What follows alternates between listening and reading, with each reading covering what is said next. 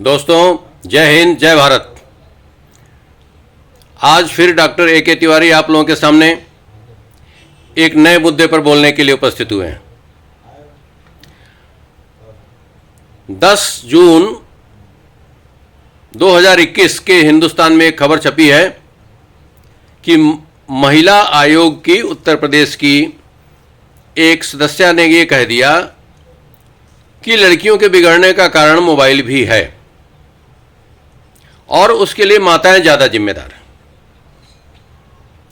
इसके लिए कांग्रेस, सपा, बसपा आदि की जो महिला नेत्री हैं, उन लोगों ने विरोध जताया है। प्रश्न ये है कि शब्द क्या है और अर्थ क्या है। किसी वाक्य को सुनने से पहले उसके अर्थ को समझने की जरूरत है। सभी लोग इस बात को जानते हैं भली बात कि हर चीज के दो पहलू हैं। मोबाइल जहां लाभप्रद है वहां नुकसानदायक भी है। तो किसके हाथ में क्या दिया जाए?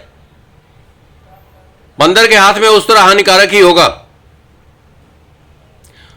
और अगर समझदार व्यक्ति नहीं है तो मोबाइल का गलत तरीके से इस्तेमाल करेगा। उन्होंने ये कह दिया है कि लड़कियां बात करने लगती हैं और इससे ये सब प्रकार की घटनाएं हो जाती हैं। उन्होंने लगातार लड़कियों के साथ हो रही घटनाओं का जिम्मेदार लड़कियों का मोबाइल पर बात करना और लड़कियों की मां व परिवार को दोषी ठहरा दिया है। कौन सी बड़ी बात है भाई? लड़की के जीवन के चरित्र को विकसित करने की जिम्मेदारी ज्यादातर मां के ऊपर होती है। लड़कों के लिए पिता जिम्मेदार होते हैं। अगर लड़की मोबाइल पर वार्ता कर रही है, ठीक है, लेकिन किसी से भी वार्ता करेगी क्या? उसको यह भेद तो जानना पड़ेगा ना, हम किससे बात कर रहे हैं, बात करना उचित है या अनुचित है। अगर जानबूझ करके हम फिसलने वाले रास्ते पर पैर रखेंगे तो हमारा फिसलना तय है। तो अगर इस प्रकार की समीक्षात्मक बात उन्होंने मीना कुमारी जी ने कह दी अलीगढ़ में, तो इसमें कौन सी बड़ी बात कह दी? इतनी बड़ी टिप्पणी हो रही है जी। श्री रामचरितमानस में लिखा है कि जिम स्वतंत्र भय बिगड़हि नारी। समझे ना? अधिक वर्षा होने से क्यारियां फूट फूट के बहने लगती हैं और स्वतंत्र होने से नारी अपने पथ से विचलित हो जाती है। चाणक्य नीति में भी एक चीज का जिक्र मैंने सुना है कि स्त्री को बचपन में पिता, युवावस्था में पति और वृद्धावस्था में पुत्रों की देखरेख में रहने की आवश्यकता होती है। और इनमें से किसी भी अवस्था में अगर इनके ऊपर से नियंत्रण हट जाए तो किसी भी अवस्था में ये पथभ्रष्ट हो सकती है। ये मेरा कहना तो नहीं है, डॉक्टर तिवारी थोड़ी बोल रहे हैं। चाणक्य नीति में पढ़िए, श्री रामचरितमानस पढ़िए, गोस्वामी जी ने लिखा है। तो वर्षा ऋतु में जिस प्रकार से क्यारियां बहने लगती हैं, उसी प्रकार से स्वतंत्र होने पर नारी भी अपना प्रवाह और मार्ग बदल देती। इसमें कौन सा इन्होंने मीना कुमारी जी ने ऐसा कह दिया कि आप लोग बड़े इनके पीछे पड़ गए जी? है क्या कभी ऐसा होता है क्या कि किसी लड़की को कोई लड़का जेब में रख के भाग जाए? टॉफी बिस्कुट है जी, है, पेंसिल है, रबड़ है, कॉपी है, जो किताब कॉपी उसमें छिपा लेगा बनियान के नीचे। ये जग जाहिर है, लड़कियां खुद भाग के वहां जाती हैं निर्दिष्ट स्थान पर जो उन लोगों में तय होता है। और फिर लड़की भागती है, नहीं तो लड़का लेके भागे तो चिल्ला सकती है, हल्ला मचा सकती है, चारों तरफ पुलिस है, समाज है, कोई लेके नहीं भाग सकता है। ये पर्स नहीं है कि छीन लिया और भाग गए। इस पर समझने की जरूरत है। और इसमें जो मीना कुमारी जी ने कहा है, मैं इनकी बातों का समर्थन करता हूं। और इसके लिए हमारी एक सामाजिक कुरीति जो अब चल पड़ी है, अधिक उम्र में विवाह करना। हमने पहले भी अपने विचार एक बार रखे हैं इस प्रकार के, लगभग मिलते जुलते। जब तक उम्र में, उचित उम्र में शादी विवाह नहीं संपादित किया कराए जाएंगे, यह गार्जियन की जिम्मेदारी है कोई लड़का अपने आप विवाह नहीं करता, ना लड़की विवाह करती है। क्यारी तभी फूटती है जब उसके मेड़े कमजोर होती हैं।